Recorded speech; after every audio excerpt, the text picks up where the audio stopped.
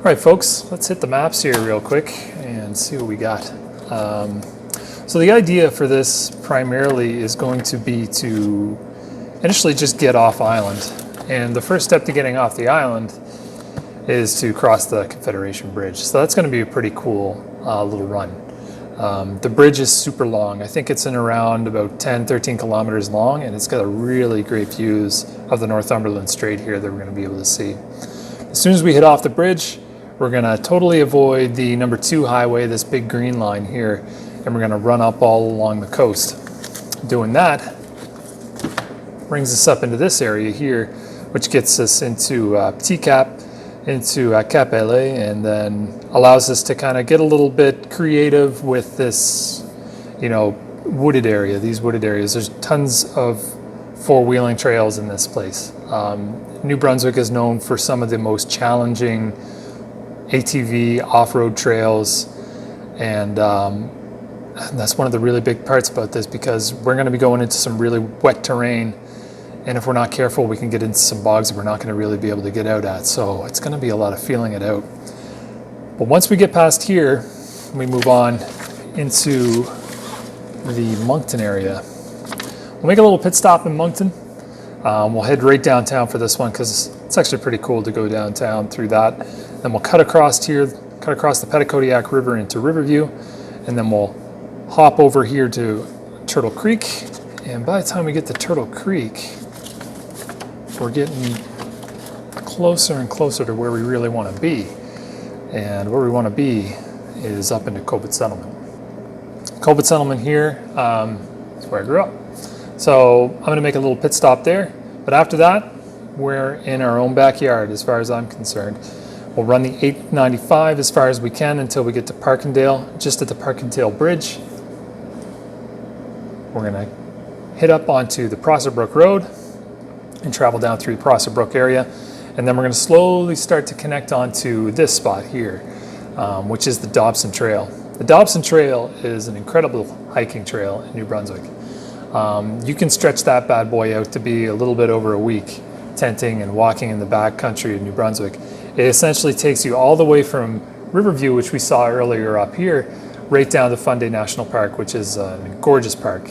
And we're going to be kind of skirting around Fundy National Park quite a bit through this trail.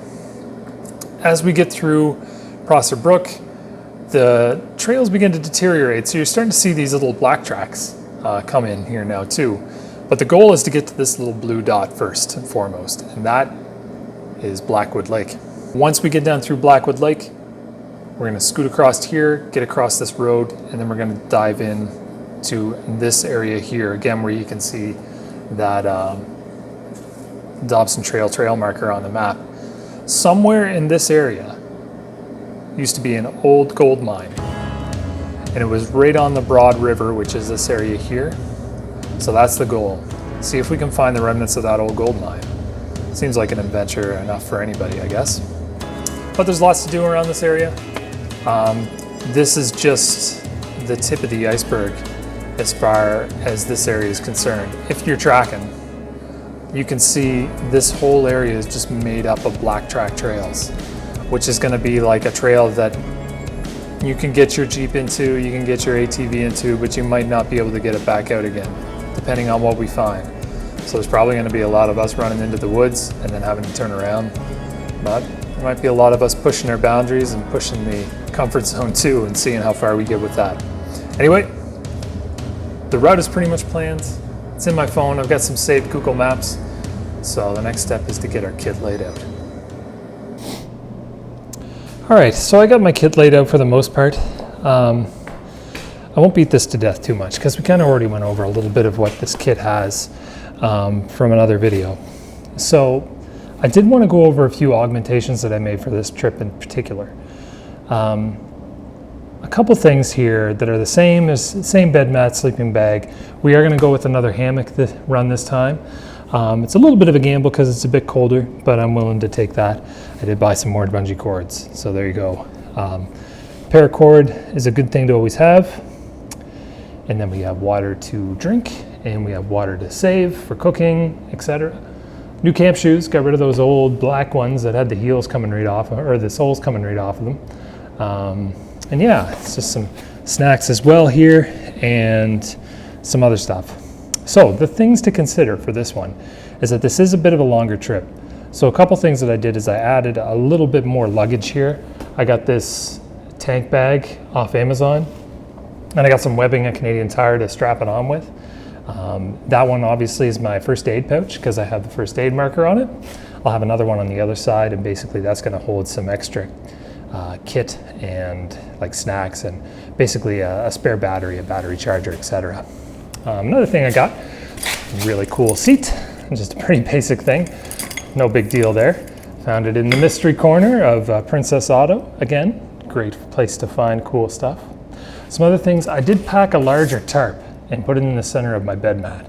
Now, if things do get really cold out on the lake, if that Bay of Fundy factor does come in and make things really frosty, it can be useful to help make an improvised shelter to get a bit of more of a windbreak. But I don't think I'm going to run into that. It's going to be pretty warm. That said, though, it is to have the potential to be a little bit cold too. So inside my sleeping bag, I've managed to jam a little tiny blanket in there too. More of a liner, but it is in there, and you can definitely tell because that thing looks like it's trying to hold back an atomic explosion. It's compressed down pretty good. One thing I did want to mention too is the 2-sock system. I don't know if a lot of people have known this. Maybe you do if you're an avid hiker. But my dad taught me this when I was really young. The 2-sock system basically works like this.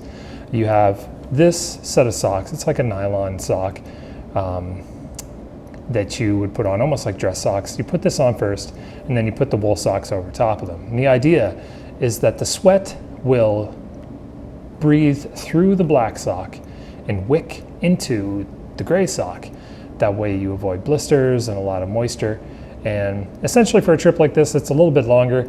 I'm packing more socks, so I've got an extra pair here. And in addition to that, I got my next to skin set here too. I've got another set of socks and then thermals. So this is a base layer. So like long underwear and a long sleeve dry spec shirt. So another breathable item that also provides a bit of a thermal base layer. And all that is just to provide extra warmth. I'll have this close by, probably in the sleeping bag while I'm sleeping. If things go really bad, I'll probably sneak into them to try to mitigate some of that cold. Likely not though.